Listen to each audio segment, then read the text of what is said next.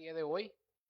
Y hermanos, estando en concordancia por ser un día especial, eh, hoy vamos a ver Primera de Pedro 5, del 1 al 5, y posteriormente pues seguiremos con la carta de Tito. No hemos terminado, hermanos, pero por esta ocasión el mensaje que traigo para ustedes es la dinámica de la membresía de una iglesia. La dinámica de la membresía de una iglesia. Vamos a Primera de Pedro, capítulo 5, versículos del 1 al 5. Primera carta del apóstol Pedro, del capítulo 5, estaremos viendo los primeros 5 versículos con la ayuda del Señor. Lo que estaremos viendo el día de hoy, mis hermanos, como les repito, es la dinámica de la membresía de una iglesia bíblica sana. Y vamos a ver dos encabezados, hermanos, de los versículos 1 al 4 estaremos viendo la actividad de los miembros oficiales. ¿Quiénes son los miembros oficiales? Los pastores. Y en el versículo 5 estaremos viendo la actividad de los miembros regulares. ¿Quiénes son los miembros regulares? El resto de la membresía. Y fue intencional que le puse estos encabezados, hermanos, porque los pastores también somos miembros, ¿no? Y miembros, por eso se hace esa distinción entre miembros oficiales y miembros regulares. Así que en este texto, mis hermanos, vamos a ver cómo es que funciona la dinámica de una membresía bíblica. Eso es lo que estaremos viendo en estos versículos. Es importante que comprendamos que lo que estamos haciendo, hermanos, de la membresía bíblica no es un concepto inventado por nosotros o porque se nos ocurre o para llevar un control. Es un concepto bíblico, aunque no encontramos en ninguna parte explícitamente la palabra membresía, pero el concepto sí, ¿sí? Así que, mis hermanos, quiero que estemos bien cimentados en lo que estamos haciendo, que es conforme a la palabra de Dios, para glorificar a Cristo. Así que, mis hermanos, les recuerdo que en este texto estaremos viendo la dinámica, cómo funciona o la dinámica de la membresía de una iglesia bíblica, con el propósito de glorificar al Señor sometiéndonos a un liderazgo bíblico, hermanos, ¿sí? Eso es lo que estaremos viendo. Entonces, mis hermanos, veremos de los versículos 1 al 4 la actividad de los miembros oficiales. En primer lugar, en el versículo 1, mis hermanos, vamos a ver que esta actividad está basada en una exhortación apostólica. Y al ser una exhortación apostólica, tiene autoridad divina. ¿Sí, mis hermanos? Leo para ustedes el texto del versículo 1, vayan conmigo ahí, 1 Pedro 5:1 dice, por tanto, a los ancianos entre ustedes exhorto yo, anciano como ellos y testigo de los padecimientos de Cristo, y también participante de la gloria que ha de ser revelada. Miren lo que dice el texto. Por tanto, a los ancianos, ¿qué dice? Entre los que están afuera, no, entre ustedes exhorto yo. ¿Quién es el que está exhortando? El apóstol Pedro. Anciano como ellos, Pedro se considera pastor también. Y luego dice, y testigo de los padecimientos de Cristo, y también participante de la gloria que ha de ser revelada. Es lo primero que vemos en el versículo 1, que esta actividad de los miembros oficiales, mis hermanos, es una actividad que está basada en una exhortación apostólica y por tanto tiene autoridad divina. Esto no es un diseño que a alguien se le ocurrió, sino que es lo que la palabra de Dios establece de cómo debe de fungir una iglesia bíblica que honra al Señor. Nosotros no inventamos, no tenemos el derecho ni la autoridad para decidir cómo tiene que ser la dinámica de la iglesia, sino que en las santas escrituras, que es la autoridad de Dios, se nos establecen los principios de cómo debe de funcionar una iglesia que realmente honra al Señor. Y lo primero que vemos aquí, hermanos, es que esta exhortación proviene de una, está basada en una exhortación apostólica. ¿Cómo es, mis hermanos, que debe funcionar una iglesia en la cual el Señor nos ha puesto? Es decir, cuando somos regenerados y colocados al cuerpo de Cristo, somos dotados de privilegios, pero también de responsabilidades. ¿Cuál es nuestro rol en el funcionamiento de una iglesia local?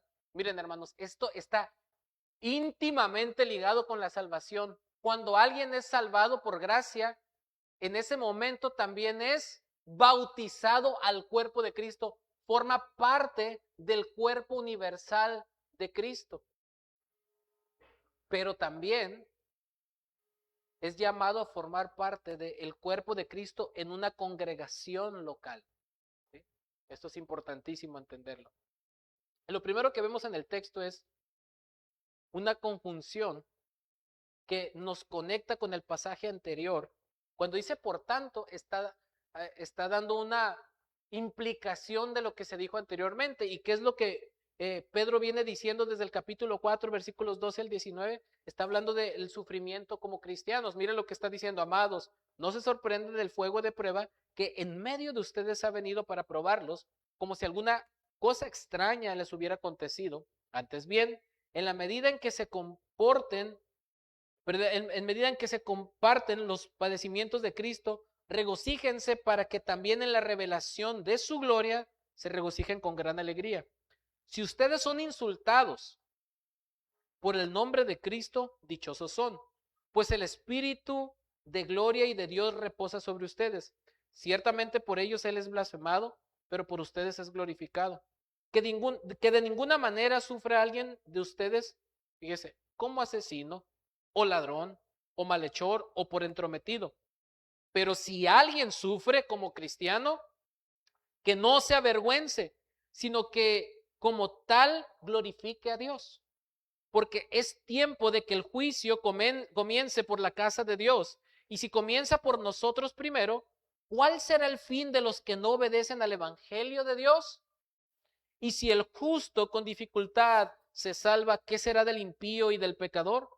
Así que los que sufren conforme a la voluntad de Dios, encomienden sus almas al fiel Creador, haciendo el bien. ¿Cuál es el contexto de esto, hermanos? Persecución bajo el emperador Nerón.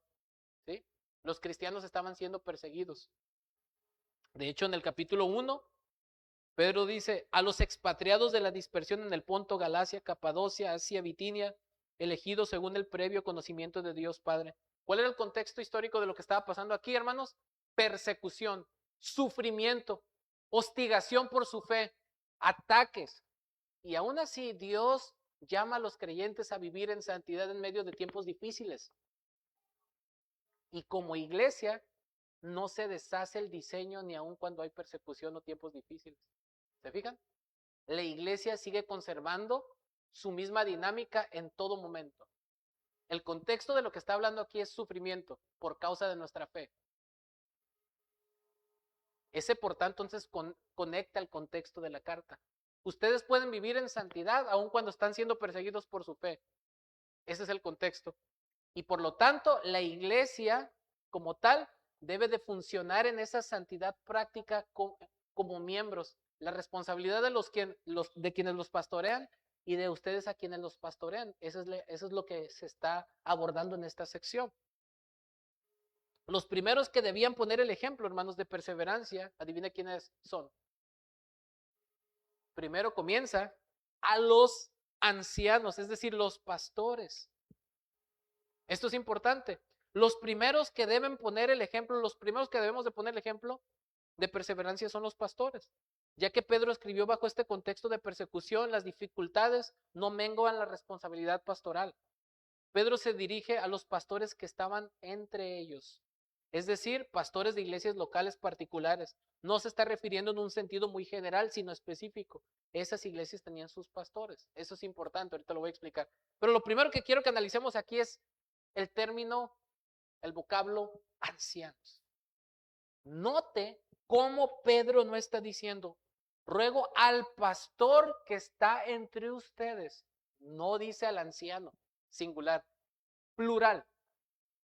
Plural, esto es importante. Siempre que nosotros vemos el modelo del Nuevo Testamento de la iglesia, hay pastores en plural, nunca un solo pastor. Donde sí encontramos un ejemplo de un pastor, pero en un sentido tiránico, es ahí en Tercera de Juan con Diótrefes, ¿no? Nosotros no encontramos que el modelo bíblico de una iglesia bíblica que honre al Señor deba de haber una cadena jerárquica donde está el pastor manda más y de ahí todos los asociados. Es una pluralidad de líderes para que la iglesia pueda ser bien cuidada y guiada, hermanos. Entiendan que esto no es una invención nuestra, es lo que la Escritura dice. ¿Sí? No es para que esto sea más práctico, funcione mejor, es porque la Biblia lo dice y por eso funciona. ¿Sí? Nosotros no hacemos algo porque funcione, eso es pragmatismo. Hacemos algo que es bíblico, independientemente de los resultados son de Dios. ¿Sí? Ancianos. Y el término ancianos, presbúteros en griego, tiene que ver con el matiz de liderazgo en cuanto a la madurez espiritual que tienen los líderes. La palabra poimen, pastores, tiene que ver con la función que ejecutan. Y la palabra episcopos u obispos tiene que ver con la supervisión espiritual, pero son términos que aluden al mismo oficio. No es que los ancianos son un comité abajo de los pastores y el obispo está más arriba. No hay tal cosa como esa jerarquía. Los ancianos, los obispos, los pastores es el mismo oficio, hermanos. No hay jerarquías aquí. Es el mismo oficio. Los ancianos son pastores, los pastores son ancianos y son obispos también. Entonces, lo primero que vemos aquí es que se está dirigiendo a los pastores, ancianos. Y el término es plural. Y al ser término plural, entonces, por la enseñanza del resto del Nuevo Testamento, entendemos que una iglesia bíblica sana tiene que ser guiada y dirigida por una pluralidad de pastores. Mire, vamos a Hechos 14:23. El modelo bíblico del Nuevo Testamento. La iglesia primitiva, Hechos 14:23. Mire lo que dice. Hechos 14:23. Después que les designaron, fíjese bien, hablando de cuando Pablo fue apedreado en Listra y todo, pero mire lo que dice aquí. Después que les designaron, ojo, ancianos, singular o plural, plural, ¿verdad? Ojo, en cada iglesia, es decir, cada iglesia, una iglesia tenía ancianos en plural, una pluralidad de pastores, no un solo pastor. Noten lo que el texto está diciendo, que les designaron ancianos plural en cada iglesia singular. ¿Se fijan, hermanos? Habiendo orado con ayunos, los encomendaron al Señor a quien habían creído. Hechos 20:17, mis hermanos, Hechos 20:17. Desde Mileto mandó mensaje a Éfeso y llamó, ojo, a los ancianos plural de la iglesia singular. Se fija que el modelo bíblico del Nuevo Testamento, que las iglesias tenían pastores, ancianos. ¿Está viendo esto en el texto, mis hermanos? Hechos 20:28, ojo, este texto es importante, Hechos 20:28. Pablo le dice a esos ancianos, ojo, ¿qué dice el versículo 17? Desde Mileto mandó mensaje a Éfeso y llamó a los que ancianos de la iglesia, ¿verdad? Esos mismos ancianos, mira lo que les dice en el versículo 28. Tengan cuidado de sí mismos y de toda la congregación en medio de la cual el Espíritu Santo les ha hecho ¿qué? Obispos, se refiere al mismo grupo, obispos, para pastorear la iglesia de Dios, la cual él compró con su propia sangre. Fíjese que aquí se usan los tres términos para el mismo grupo. Llamó a los ancianos, les dijo el Espíritu Santo los ha puesto obispos para que pastoreen. ¿Se fijan que se refiere al mismo grupo? No son grupos distintos. Filipenses 1:1, miren hermanos, cómo se dirige Pablo a las iglesias, en Filipenses 1:1. Pablo y Timoteo, siervos de Cristo Jesús, ojo, a todos los santos en Cristo Jesús que están en Filipos, incluyendo, fíjese, a los obispos y diáconos. Miren, aquí hay una distinción clara, cómo era la dinámica de la membresía de la iglesia. Se refiere a los santos en Cristo Jesús que están en Filipos, se refiere a la membresía regular. Y luego dice, ya menciona el liderazgo, incluyendo a los obispos, los pastores, y luego a los diáconos. ¿Sí? No hay otro grupo, no hay jerarquías. Los obispos son los pastores y los ancianos. Y note que también otra cosa, se está dirigiendo a la iglesia de Filipos, una iglesia pero está diciendo a los pastores, a los obispos, plural, no está diciendo al pastor. Santiago 5:14, hablando de la iglesia, dice, ¿está enfermo alguno entre ustedes? No dice, llame al pastor de la iglesia. Llame a los ancianos de la iglesia, plural. Entonces, tenemos un fuerte sustento, hermanos, para ver por qué Pedro está usando aquí ancianos en plural, porque esto era un patrón bíblico del Nuevo Testamento, una pluralidad de pastores. Ojo, hermanos, ¿qué implicación tiene esto para nosotros? Si usted anhela o está acostumbrado a ver que la iglesia sea gobernada por un solo pastor y no le importa que no haya liderazgo, estamos pecando.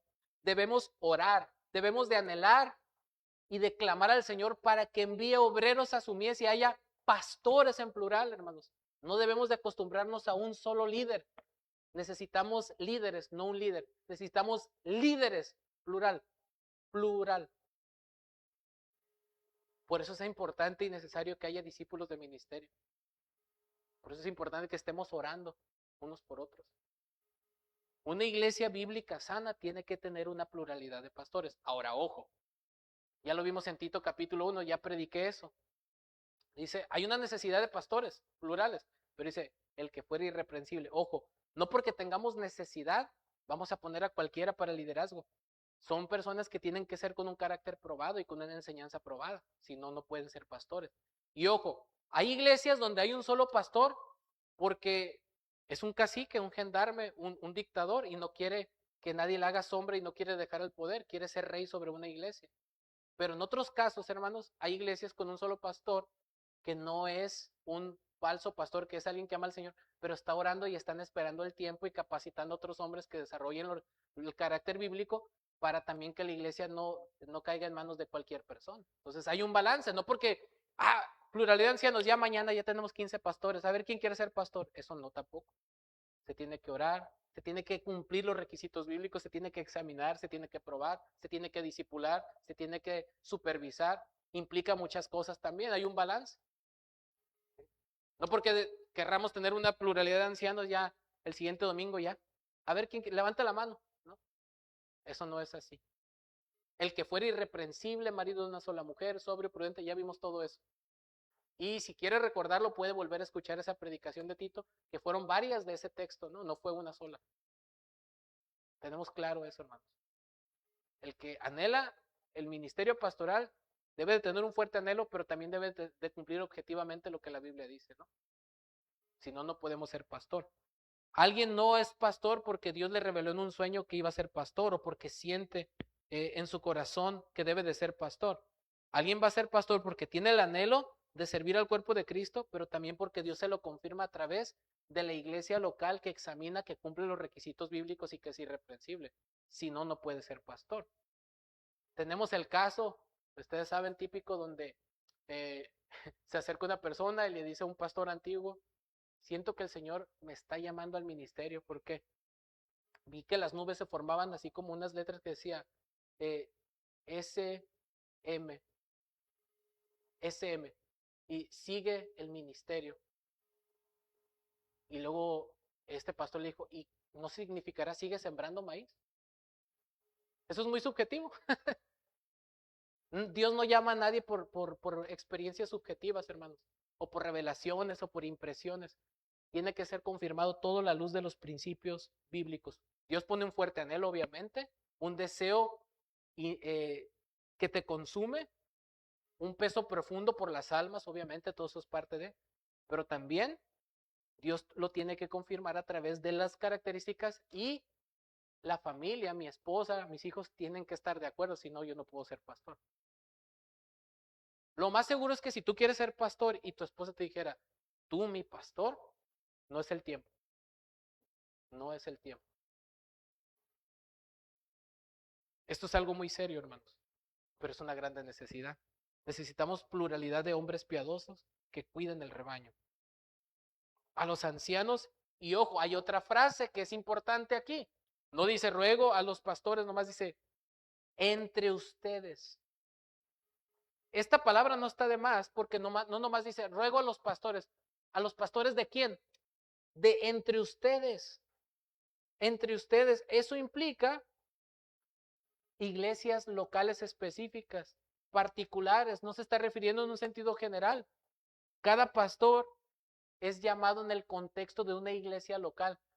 No de que alguien dice, yo soy pastor y voy a ver dónde sirvo, sino que un pastor tiene que salir del contexto de una iglesia local y ser su ministerio confirmado por una iglesia local y servir en esa iglesia local delimitada por miembros particulares que han hecho un compromiso público y visible. Si no, ¿cómo sabes a quién vas a pastorear? No todo el que viene el domingo es miembro. Tiene que haber un compromiso visible. Por eso hicimos lo que hicimos ahora, ¿no? La iglesia tiene que conocer a sus pastores, los pastores tienen que conocer a sus ovejas. Ruego a los pastores que están entre ustedes, delimita una iglesia local, una membresía definida. No se puede obedecer este texto si no hay una membresía definida, hermanos.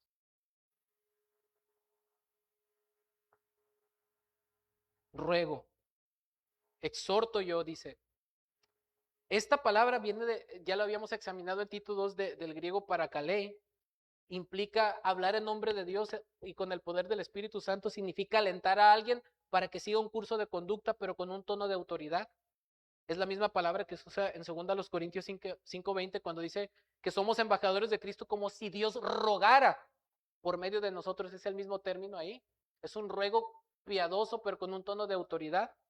Ruego yo, exhorto yo, anciano como ellos y testigo de los padecimientos de Cristo. Testigo de los padecimientos de Cristo y también participante de la gloria que va a ser revelada. Pedro era un testigo presencial de los padecimientos de Cristo, mis hermanos, pues estuvo en momentos de dificultad con él y fue testigo de su pasión, así como de su resurrección, y recibió un atisbo de su gloria, ahí lo vemos en Mateo 17, en la transfiguración. También era participante de la gloria que será revelada cuando aparezca el príncipe de los pastores. En el capítulo 4, versículos 13 al 14, ya leímos lo que dijo hablando de esta gloria. Antes bien, en la medida en que compartan los padecimientos de Cristo, regocíjense para que también en la revelación de su gloria se regocijen con gran alegría.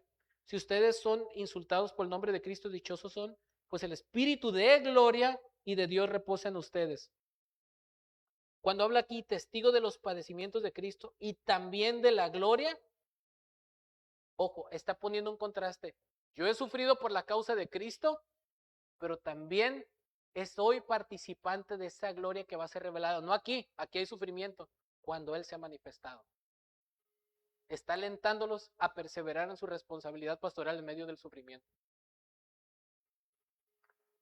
Las responsabilidades de los miembros de una iglesia local, empezando por los pastores, que también son miembros entre el rebaño, está basada en esta exhortación que el apóstol Pedro, inspirado por el Espíritu Santo, hace a la iglesia. Es un ruego amoroso a cumplir con nuestro rol bíblico, aún en tiempos de dificultad.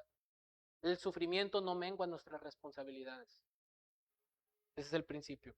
De los versículos 2 al 3, vamos a ver que esta actividad consiste en pastorear a los miembros regulares. Recuerden que estamos viendo el primer encabezado, versículos del 1 al 4, la actividad de los miembros oficiales. ¿Quiénes son los miembros oficiales? Los ancianos. En el versículo 1 vimos que esa actividad está basada en una exhortación apostólica, pero en los versículos 2 y 3 vamos a ver en qué consiste esa actividad. ¿En qué consiste? Y en estos dos versículos vamos a ver este patrón. Vamos a ver el qué, el a quién y el cómo. ¿Sí? Ojo, hermanos, es bueno ver la estructura del pasaje. ¿Qué es lo que deben hacer los pastores? ¿A quiénes lo deben hacer? ¿Y cómo lo deben hacer? Es lo que el texto nos va a enseñar. Mire, el qué. Hay un imperativo, hay un mandamiento. Versículo 2. Este es el mandamiento. Pastoreen el rebaño de Dios entre ustedes. Ojo, y miren el verbo que utiliza, de poimano, de donde viene poimén, pastor. Los ancianos tienen que pastorear, por lo tanto los ancianos son pastores, ¿se fijan? Pastoreen, mandamiento. Pastoreen, ¿qué deben hacer? Pastorear. ¿Y qué significa pastorear? Este verbo poimano significa apacentar como pastor, pero obviamente aquí está utilizado en un sentido metafórico. Pastorear literalmente es una persona que lleva a estos animalitos a comer pastos, ¿verdad? Eso es en un sentido literal, pero aquí se está usando un sentido figurado para aludir a la responsabilidad de los líderes encargados de cuidar al rebaño. Aquí cito literalmente un comentarista, Trenchard.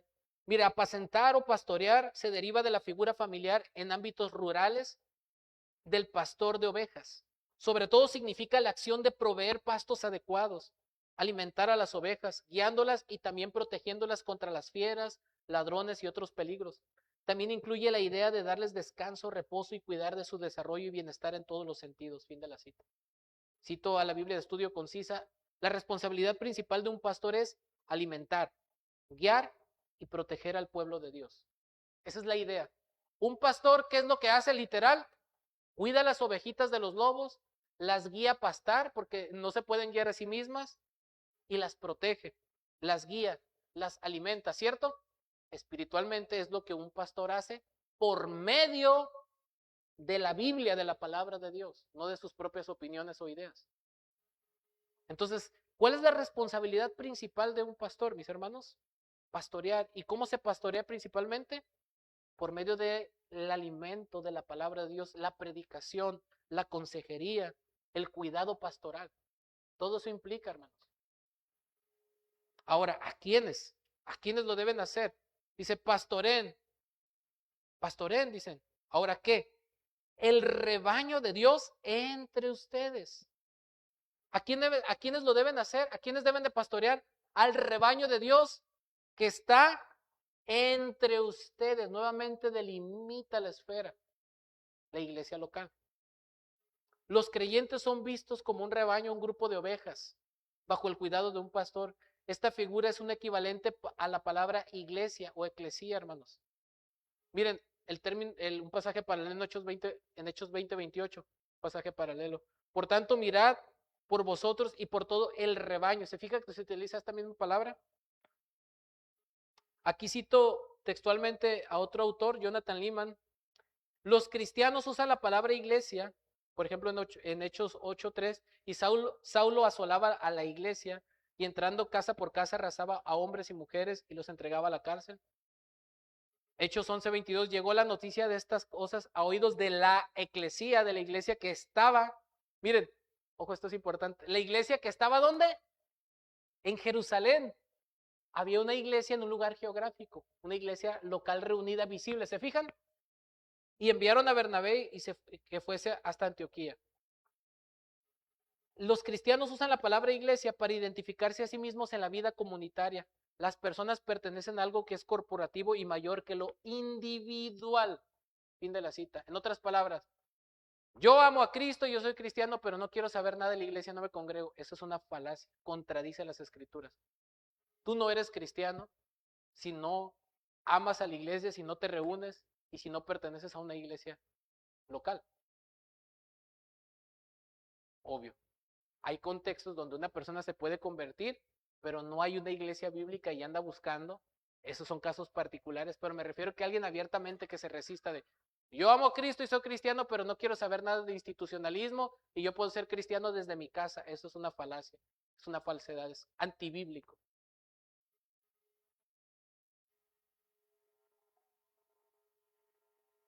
A los pastores, apacentad, pastoren el rebaño, la iglesia de Dios entre ustedes. Entre ustedes quiere decir la esfera en donde ustedes ejercen su ministerio. Cuiden el rebaño que Dios ha puesto bajo la responsabilidad de ustedes. Esta frase responde a la pregunta, mis hermanos, ¿a quién debo pastorear? ¿De quién soy pastor yo como pastor de esta iglesia? ¿Por quiénes soy responsable ante Dios primeramente como pastor? ¿Por los miembros de una iglesia local o por todos los cristianos del mundo? Si yo soy pastor, voy a dar cuentas por todos los cristianos del mundo. ¿Verdad que eso es ilógico? Imposible. Esto incluye la membresía. Usted como miembro, ¿ante qué pastores tiene la responsabilidad de someterse a su liderazgo? ¿A los de su iglesia local o a todos los pastores del mundo? Esto delimita, hermanos. ¿Sí? Miren, ojo, voy a decir esto con mucho cuidado para que no se malinterprete, escuche con mucha atención. Principalmente nosotros como pastores de esta iglesia local vamos a dar cuenta ante Dios por los miembros regulares comprometidos con la membresía de la iglesia, no por las visitas. ¿Sí? Y nuestra responsabilidad principal se delimita a atender a las necesidades de los miembros comprometidos de la iglesia. Ahora, eso no quiere decir que nosotros no vamos a servir a otros, no vamos a evangelizar, no vamos a servir, no vamos a ayudar, o que vamos a hacerle el feo a quien no es miembro de la iglesia. No, no, no. No se malinterprete. Estamos hablando de responsabilidad espiritual. Yo como pastor, ¿por quién voy a rendir cuentas? Por los miembros comprometidos de la iglesia. ¿Usted ante quién se tiene que someter? A los pastores de su iglesia local ante la cual usted ha hecho un compromiso delante de Dios de ejercer sus dones y de guardar la unidad de la doctrina y de manifestar el evangelio de Jesucristo. Esto es así, mis hermanos. El concepto de la membresía lo vemos en las escrituras, mis hermanos. Miren, en Hechos 2:41 ya lo leí hace rato, pero dice que se añadieron a la iglesia como 3,000 personas. ¿Cómo podían saber el número si no había un registro? Mire también lo que dice, por ejemplo, en Primera a Timoteo 5:9. Primera a Timoteo 5:9, hablando de un principio que vamos a ver aquí, miren. Primera Timoteo 5:9, miren lo que dice, que la viuda sea puesta, ojo, en la lista, solo si no es menor de 60 años, habiendo sido esposa de un solo marido. ¿Qué lista? ¿Por qué había un registro en la iglesia? Alguien que dice, no, eso que hacen de registrar a los miembros, aquí encontramos evidencias bíblicas, hermanos. Primero a los Corintios 12:27, hermanos. Miren el principio que se deriva de aquí. Primero a los Corintios 12:27. Ahora bien, ustedes son el cuerpo de Cristo y cada uno individualmente un miembro de él. Este principio se hace visible en el contexto de una iglesia local. En Hebreos 13:17 nos dice que nos sometamos a los pastores porque ellos velan por nuestras almas. ¿Pero qué pastores? A los pastores de todo el mundo. ¿Cómo podemos obedecer Hebreos 13:17 si no somos miembros de una iglesia local? ¿A quién le voy a rendir cuentas? ¿A quién me voy a someter si no me quiero comprometer a un liderazgo, a una membresía, a un cuidado pastoral en una iglesia local? Voy a andar como chivito, pastoreándome a mí mismo, no como oveja. Ser miembro de una iglesia, mis hermanos, no es simplemente acudir a las reuniones, sino el pertenecer formalmente a ella al identificarse como miembro de esa congregación local por medio del bautismo, la cena del Señor, el discipulado continuo, el servicio a los santos por medio de los dones que el Señor te da y la rendición de cuentas al liderazgo. Todo eso implica ser miembro de la iglesia, mis hermanos. Y alguien podría decir, no estoy de acuerdo porque no necesitas ser miembro de una iglesia, nomás porque no vas a la iglesia y ya. No, en la Biblia hay un orden, hermanos. Es como si tú dijeras, no necesito que mi hija firme un acta de matrimonio, que se vaya a vivir con quien quiera. ¿Verdad que nadie haría eso en su sano juicio? Hay un compromiso visible. Y si realmente hemos nacido de nuevo, si realmente amamos a Cristo, anhelamos ser parte de una iglesia sana bíblica en la cual podamos rendir cuentas, podamos ser pastoreados, dirigidos, poner al servicio del Señor nuestros dones, sostener la obra y manifestar al mundo que somos discípulos de Cristo, hermanos. Es lo más obvio. Y quien no quiere ser parte de una iglesia local está en abierta rebeldía contra la palabra de Dios, hermanos. Y no digo nomás de esta, gracias a Dios no somos la única iglesia bíblica que hay, ¿no? Pero todos somos llamados a formar parte de una iglesia bíblica. Todos. Los creyentes, ¿no? Obviamente. Si has nacido de nuevo, si amas a Cristo. Es consecuencia del evangelio. Cristo murió por nosotros para hacernos parte de su cuerpo. Por consiguiente, el cuerpo de Cristo se manifiesta visiblemente en una iglesia local geográfica, a la iglesia que está en Filipos, en Jerusalén, en Tijuana, en la mesa de Otay. Esto es bíblico y obvio, hermanos. Entonces, ya vimos qué es lo que tienen que hacer, pastorear. ¿A quiénes lo tienen que hacer? Al rebaño que está entre ustedes. ¿Y cómo lo deben hacer? También el texto nos los dice, miren, hermanos. ¿Cómo lo deben hacer? Dice, velando por él. Este verbo, este participio nos describe la manera, velando. Y este verbo, este participio, viene de una palabra griega, episcopeo, de donde viene episcopos, que significa cuidar. Tiene el sentido de vigilar con mucha atención, tiene el sentido de tener cuidado de. Mirar bien, literalmente mirando bien, con un sentido de cuidarse o estar en guardia. En otras palabras, hermanos, esta palabra, por ejemplo, aparece ahí en Hebreos 12, 14 al 15, donde dice que sigamos la paz con todos y la santidad, sin la cual nadie verá al Señor. Luego en el versículo 15 dice, miren bien, no sea que alguno deje de alcanzar la gracia. Ese miren bien es, observen, presten atención, vigilen. Ese es el sentido, ¿no? De ver para vigilar y cuidar. De ahí viene episcopos, sobrevedores, cuidadores. Episcopos. Fíjense que se está usando términos equivalentes. Ancianos, pastoren, obispeando, como si dijera, ¿no? Cuidando. Son términos que aluden al mismo oficio, hermano. No son grupos distintos. ¿Cómo lo deben hacer? Vigilando, cuidando al rebaño. ¿Qué más? No por obligación, dice el texto. Obligación es decir, hacerlo porque es un deber a la fuerza. O sea, tengo que pastorear porque tengo que pastorear. Y el primer requisito que vemos ahí en 1 Timoteo 3 es, si alguno anhela o desea ardientemente el ministerio, ser pastor. Si no anhelas, si no es un placer darte al cuerpo de Cristo y servir por amor, no te metas en problemas. No seas pastor. Dice, sino voluntariamente según Dios, o la implicación es como Dios quiere. Como Dios quiere, como quiere Dios. Voluntariamente significa por decisión propia, a propósito, deliberadamente, intencionalmente, porque quieres hacerlo, no porque estás siendo obligado a, o porque, bueno, es que si me dedico a otra cosa, ¿de qué voy a vivir? No, voluntariamente como Dios quiere, no por la avaricia del dinero. Esta palabra griega significa literalmente ser desvergonzadamente ambicioso, con gran avaricia. Si tú amas el dinero, no te metas en problemas con Dios. Mira, no es pecado que seas un empresario. Si tú lo que quieres es enriquecerte y hacer dinero, pon una empresa, trabaja duro.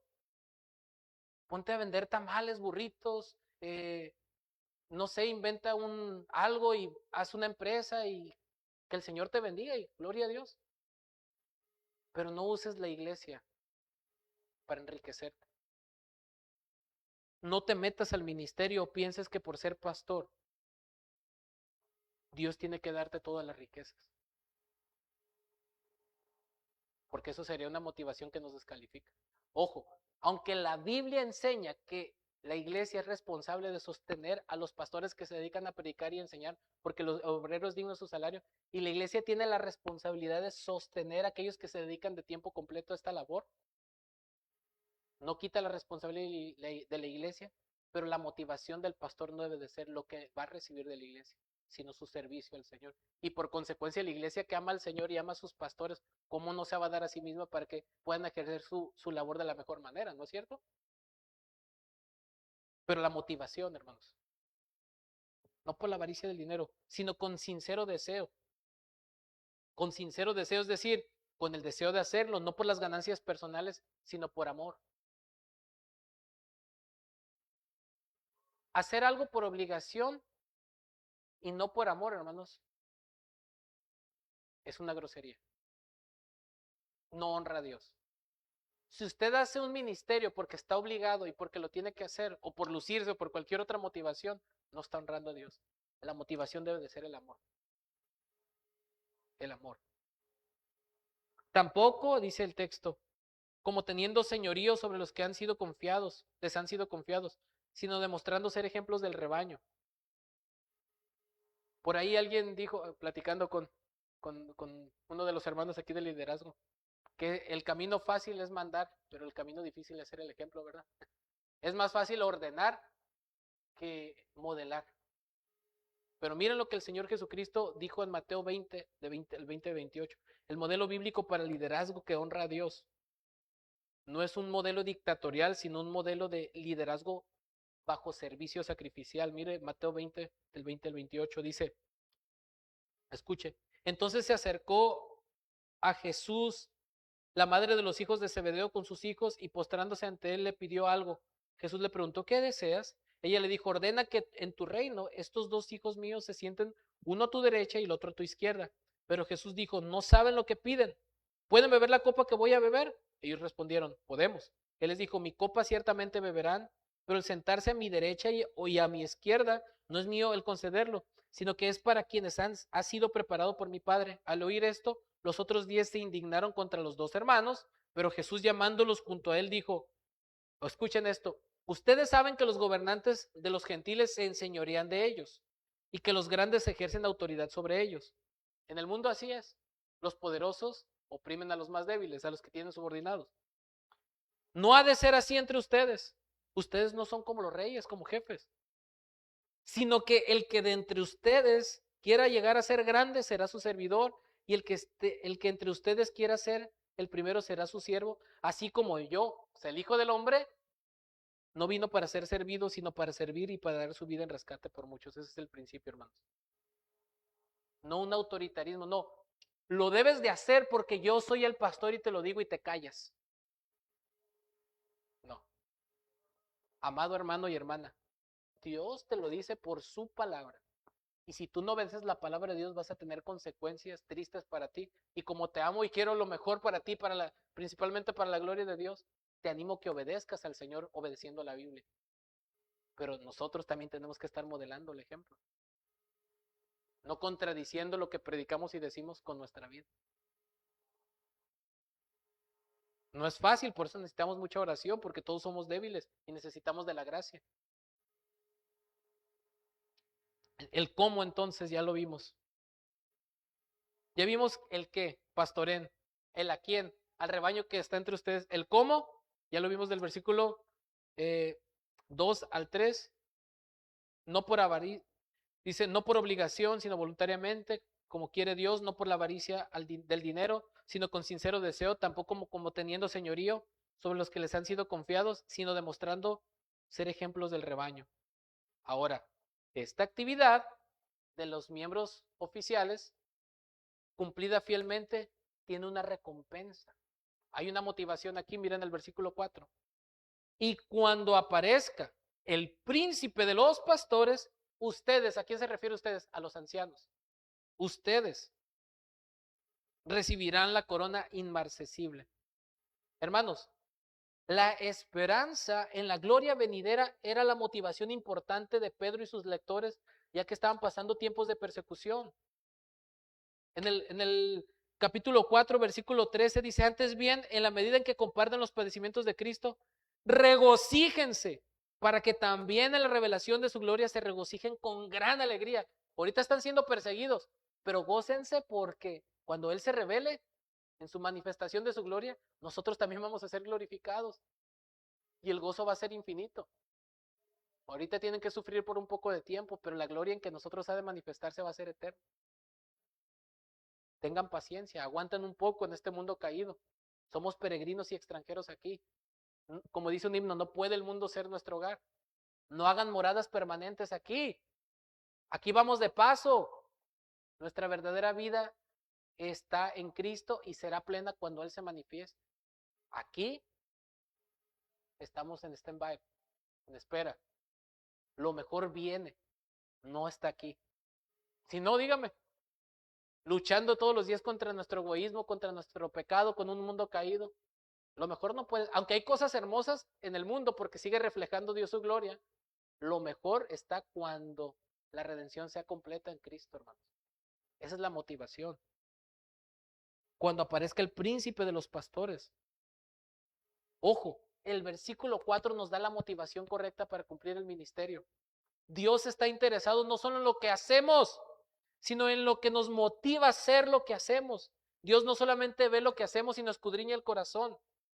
No hay mejor motivación que la esperanza en la futura recompensa, que será la recompensa de disfrutar a Dios mismo, hermanos. Si nosotros estamos haciendo lo que hacemos, esperando el aplauso de los demás, el reconocimiento de los demás, o el pago de los demás, o yo qué sé, estamos olvidando este texto. La motivación importa. Por eso nos sentimos frustrados porque no reconocen mi trabajo, no me dan gracias, no ven mi esfuerzo, no ven lo bueno que soy yo. Eso es orgullo y es peligroso. Hago lo que hago porque mi verdadera recompensa viene cuando aparezca el príncipe de los pastores. Ahorita tengo que aguantar un poco el sufrimiento. No es fácil, pero bástate mi gracia. La motivación, hermanos. Usted puede hacer cosas muy lindas para el Señor, entre comillas, pero si lo hace con un corazón orgulloso, soberbio, con falta de amor, eso no va a glorificar al Señor, para nada. Yo podría aventarme un super sermón expositivo que le pude haber invertido 1000 horas, pero si no tengo amor de nada me sirve. Y por el otro lado no puedo decir que puedo ser descuidado en el estudio y amar a Dios, porque tenemos que amar a Dios también con toda nuestra mente. Y si no invertimos tiempo en el estudio, no estamos amando a Dios con todo nuestro ser. El amor es el motor. El cumplimiento del deber es el amor motivado por la gracia a través del Evangelio. No es legalismo, es gracia. Es el resultado de la gracia que nos salvó, es la gracia que nos transforma y nos lleva a cumplir el propósito divino. Recuerde esto, mis amados hermanos. Dios está interesado no solo en lo que hacemos, sino en lo que nos motiva a hacer lo que hacemos. Y no hay mejor motivación que la esperanza en la futura recompensa. Y cuando aparezca el príncipe de los pastores, ustedes recibirán la corona inmarcesible de gloria. Y por último, segundo encabezado, ya vimos la actividad de los miembros oficiales, ahora la actividad de los miembros regulares, versículo 5. En primer lugar, vamos a ver su deber hacia los miembros oficiales. Dice la primera parte del versículo 5. Asimismo ustedes, los más jóvenes, estén sujetos a los mayores. Ojo, mis hermanos, porque aquí ha habido un debate que si los menores o los jóvenes se refieren a los que tienen menos tiempo en la congregación y aquí mayores se refiere a los ancianos. No, aquí está hablando de un grupo literal. Los mayores son personas de mayor edad y los jóvenes son literalmente personas de menor edad. Hay un porqué. Aquí cito a Trenchard. Quizá la clave se halla en la palabra todos, que sigue a jóvenes. Tal vez el apóstol tenía en mente a ciertos problemas puntuales que tenían que ver específicamente con los jóvenes, aunque esto no excluiría a los demás miembros, como se ve a continuación. La fuerza de la exhortación estriba en que los jóvenes han de proceder con humildad por el bien de los demás, como lo han de hacer igualmente los ancianos para dar ejemplo, y que recibirán por ello los galardones correspondientes cuando venga el Señor. Fin de la cita. En otras palabras, hermanos, ¿por qué habla de los jóvenes? Porque son los que tienen más dificultad en someterse al liderazgo. Piensan que se pueden comer el mundo y que las ideas que los mayores que son anticuadas y que ellos saben más, están llenos de soberbia y de inexperiencia. Entonces, jóvenes, ustedes deben de someterse a los mayores por amor al Señor. Ahora, esto no excluye a los demás miembros regulares, porque también tenemos deber unos a otros, el deber hacia otros miembros regulares, porque dice, y todos, ahora no solamente los jóvenes, ¿verdad? Responsabilidad de toda la iglesia y de todos los miembros, y todos, dice, y todos, revístanse de humildad en su trato mutuo, porque Dios resiste a los soberbios, pero da gracia a los humildes. La humildad es clave para que todo lo anterior encaje correctamente. No podemos representar y glorificar a Cristo como miembros de una iglesia local sin la humildad, hermanos, la cual es la clave para la unidad y para que funcionemos correctamente como iglesia local. No puede haber una unidad porque la humildad es fruto del amor. Si no somos humildes, nos estamos amando demasiado. Ojos con esa falacia. Para poder amar a tu prójimo, primero te tienes que amar a ti mismo. ¿Quién dijo esa mentira aberrante? La Biblia nunca nos manda amarnos a nosotros mismos, porque por naturaleza nos amamos demasiado. Por eso el Señor da por hecho que nos amamos tanto, que somos narcisistas por naturaleza, que dice, deja de pensar en ti y piensa en los demás. El mandamiento es amar a Dios y al prójimo, así como nos amamos a nosotros mismos, ya está dando por hecho que nos amamos por naturaleza. No hay tal cosa como baja autoestima. Necesitamos no una autoestima más alta, necesitamos más cristoestima, diría un pastor. Y la humildad es fruto de eso. Dejar de centrarnos y enfocarnos en el yo. Y decir Cristo, Cristo, su gloria y los demás. En otras palabras, siguiendo el ejemplo de Filipenses 2. Casi concluyo con esto, mis hermanos. Filipenses 2. que nos dice de la siguiente manera: por tanto, si hay algún estímulo en Cristo, si hay algún consuelo de amor, si alguna comunión del Espíritu, si algún afecto y compasión, hagan completo mi gozo. ¿Cómo? Siendo del mismo sentir, conservando el mismo amor, unidos en espíritu, dedicados a un mismo propósito. Por eso más adelante dirá: ruego a Bodia y a Síntique que sean del mismo sentir. Versículo 3. Hermanos, no hagan nada por egoísmo o vanagloria, sino que con una actitud humilde cada uno de ustedes considere al otro como más importantes que a sí mismo, no buscando cada uno sus propios intereses, sino más bien los intereses de los demás. Ya no le voy a hablar porque no me saludó. Ay, ya no voy a ir a esa iglesia porque... ¿Cuál es la base teológica para esto? Versículo 5 en adelante. Ya pues en ustedes la actitud que hubo en Cristo Jesús, la kenosis. Se vació a sí mismo, siendo Dios, se despojó de su gloria sin dejar de ser Dios, tomó forma de siervo y murió en la cruz para demostrarnos que el camino a la exaltación es la humillación. No puede haber una iglesia local sana si no, como miembros, no nos comprometemos a practicar la humildad. Porque sin humildad no va a haber un sometimiento al liderazgo. Sin humildad el liderazgo no va a poder hacerlo voluntariamente y no por obligación. Sin humildad no vamos a poder hacer nada. La dinámica entonces, mis hermanos, de los miembros que conforman la iglesia del Señor consiste en responsabilidades tanto de los pastores como de los demás hermanos de la congregación, siendo fieles al evangelio, sirviéndose en humildad y perseverando aún en tiempos de dificultad en el cumplimiento de sus deberes, para que cuando regrese nuestro Señor Jesucristo, el príncipe de los pastores, Él sea grandemente glorificado y nosotros recompensados por nuestra fidelidad a Él. Esa es la conclusión. Obviamente no podemos cumplir esto si no estamos en Cristo. Porque al arrepentirte, al nacer de nuevo, al confiar en Cristo, formas parte del cuerpo de Cristo. Pero para poder formar parte del cuerpo de Cristo, debes nacer de nuevo. Debes arrepentirte de tus pecados y debes confiar en Jesucristo. Ojo, muchos evangelistas modernos dicen: Dios te ama. Y no importa quién seas o cómo vivas, Dios te ama tal como eres. Eso es una mentira muy grande. Dios no te ama como eres. Dios nos ama a pesar de cómo somos, porque nos quiere transformar a la imagen de su Hijo.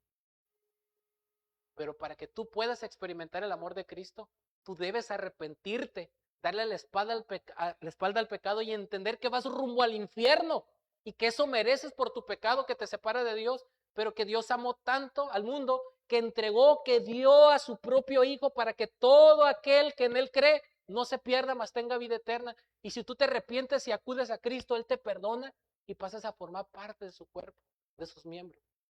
Y si naces de nuevo, tú tienes que comprometerte a pertenecer a una iglesia local. Y el primer paso de obediencia para eso es el bautismo. Y si tú fuiste bautizado en otra iglesia, pero quieres ser parte de esta iglesia, pasar por ese proceso de membresía. Para mostrar el discipulado visible de que le perteneces a Cristo. Concluyo con esto, mis hermanos. La dinámica de los miembros que conforman la iglesia del Señor consiste en responsabilidades tanto de los pastores como de los demás hermanos de la congregación, siendo fieles al evangelio, sirviéndose en humildad y perseverando aún en tiempos de dificultad en el cumplimiento de sus deberes, para que cuando regrese nuestro Señor Jesucristo, Él sea grandemente glorificado y nosotros recompensados por nuestra fidelidad a Él. Oremos. Amado Dios, te damos muchas gracias por tu palabra, que es viva y eficaz y más cortante que toda espada de dos filos. Te damos gracias porque nos confrontas, nos confortas, nos alientas, nos muestras la verdad absoluta, Señor. Que tu Santo Espíritu nos atraiga a tu verdad, nos muestre a Cristo a través del texto y que podamos obedecerlo por amor, por la gracia del Evangelio, Señor. No como por obligación, sino voluntariamente para tu gloria. Que no sea una obediencia forzada, sino una obediencia voluntaria movida por el amor, por lo que Cristo hizo en la cruz por nosotros, Señor. Ayúdanos porque no es fácil y bendice esta congregación local que Cristo ha ganado con su propia sangre, Señor. Y ayúdanos a ser fieles para cuidar el rebaño que tú has confiado bajo nuestro cuidado. Ayúdanos, Señor, a ser fieles y a ser una iglesia bíblica sana, que te honre y te glorifique, que manifieste, que viva y que proclame a Cristo. Te lo pedimos y te damos gracias en el nombre de nuestro Señor Jesucristo. Amén.